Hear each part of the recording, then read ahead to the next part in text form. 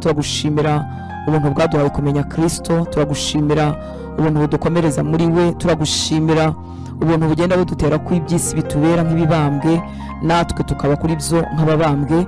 Turagushimira umurimo w'igitangaza ukorera mu muntu wahoze ari umunyabyaha agatsindishirizwa akihana akababarirwa agahinduka umwana w'Imana, agahinduka umuragwa w'ubwami bw'Imana.